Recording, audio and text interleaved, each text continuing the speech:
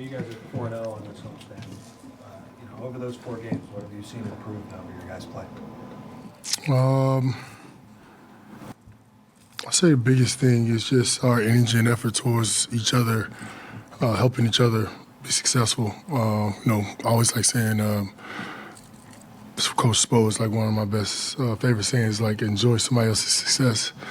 And I feel like that's like huge when it comes to the bench and everybody just having that good energy and that good karma towards everybody. I feel like it's picked up a lot and our spirits have gotten better as a team. So any adjustments you guys made defensively after that first quarter? No, it was just our energy and effort. I don't know, we came out kind of sleepy.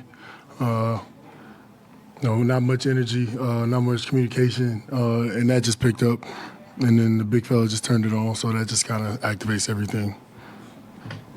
James' scoring early was kind of one of the things that kept you guys in it. What did you see from him overall, particularly in the first quarter of the effort? Just being strategic and picking his spots, being aggressive when he needs to be, facilitate when he needs to. I think that's one of the biggest keys for our team to be successful. It's him still being aggressive when he gets the opportunity, but at the same time being able to orchestrate and get everybody involved. I think that's what takes us to another level. When big fella gets going, he does what he does.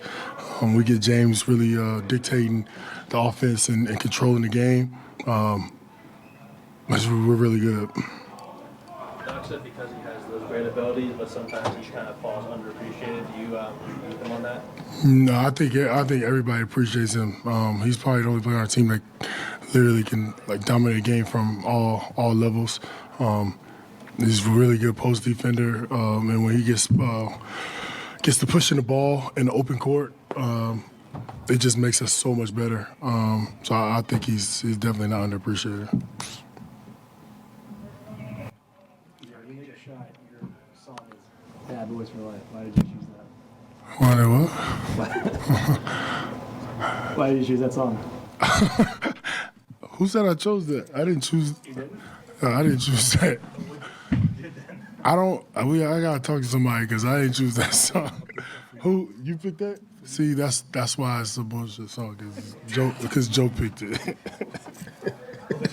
Did you really? Don't stop lying. He'd be lying. Yeah, I don't know. Go home. You're done. The hard hitting stuff. Cool. Thanks, PJ.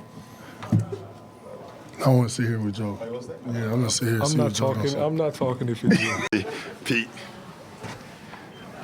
Let her through this so she can see Pete. What is your defensive effort after they came out firing, but never really take the lead on it? Yeah, I mean, they came out and they wanted to prove a lot, and they did that. DiVincenzo, I kept seeing Villanova jersey. I mean, he was phenomenal at the beginning of the game. And then from that point on, I thought defensively we were pretty good. Still had our stretches. I didn't think we played with great life tonight, but we won the game. We'll take it. James and Joel obviously had a pretty nice offensive game. Yeah. Is that kind of like some of the best ball you've seen them play together? Yeah, they're playing great together. Again, I thought the change of the game was middle third when we started running and playing with pace. I didn't really think. I thought we played a slow game overall, so I don't like that part. But after that, I liked our pace. I love this pitching the ball up ahead, getting scores. That's how we have to play. You obviously have to get stops to do that, and we were getting stops. But they're playing great together. Sorry, that didn't put you off. What did you make of James and Harden just being able to provide just a little bit of improvement out of the box? Yeah, that's what he does for us. And, we got the late scratch with Tobias, literally as late as you can have a scratch. So we had to scramble. And for him and Shake, to play the amount of minutes, I think they played the entire third quarter. That's not a rotation you ever want, but we didn't have a lot of options. Doc, you had a couple lineups there where you had Shake, D'Anthony, and James. James, yeah. 3-guard lineup. Yeah. Yeah, I mean, when Tyrese is back, there's a lot of lineups we can experiment with. Right now, we're doing it out of necessity, and it's good. We also like that lineup with Matisse at the 4. If teams want to accommodate us and go small, that's a good lineup for us. And then also, a lot recently where James is not getting a crisp double or a trap. It's not as aggressive and they're shading his way. Yeah. He's still using that against them to find shooters. Yeah. How important is it for him to be able to sort of see that shade and act upon it? Yeah, well, if they're not going to trap him with his size and his strength, he can go downhill. They're trying not to even show with Joel. That's why we put him in. Golden State started switching some at the end, and Kuminga ended up on Joel, which is not a great matchup for them, but it stopped James from going downhill. So I think it did a little bit of what they wanted, but you throw it to Joel, you're still in trouble.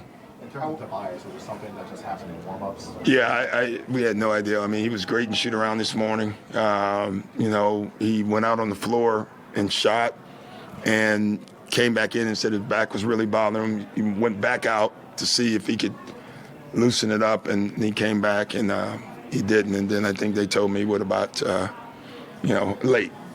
So. How do you think Daniel looked tonight? It's tough for him. I thought in the second half he was better. We really wanted to use him. And I actually wanted to start him today just so we have more shooting on the floor. But he literally hadn't played. And so we kept him out in the first quarter, literally. I kept him out on the floor a straight stretch, literally for conditioning. And he knew what I was doing. So it worked out. He talked about look-ahead passes. James had a couple really Yeah. nice ones in the second half. Have you seen a player that's kind of quite as good?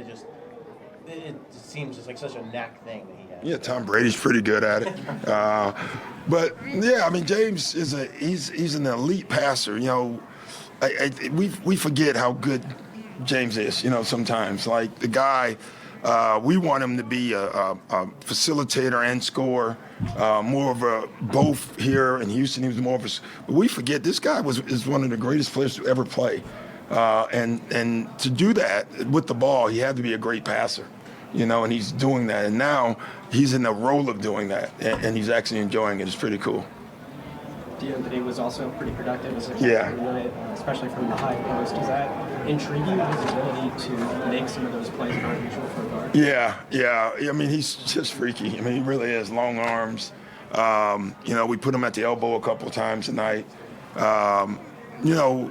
Just every time you lose a guy, another scorer like Tobias, and a guy, your third ball handler at times, it really hurts your offense. And so we did some things with DeAnthony that, the couple ones on the high split action, we really hadn't done that much with him, and he was pretty good at it.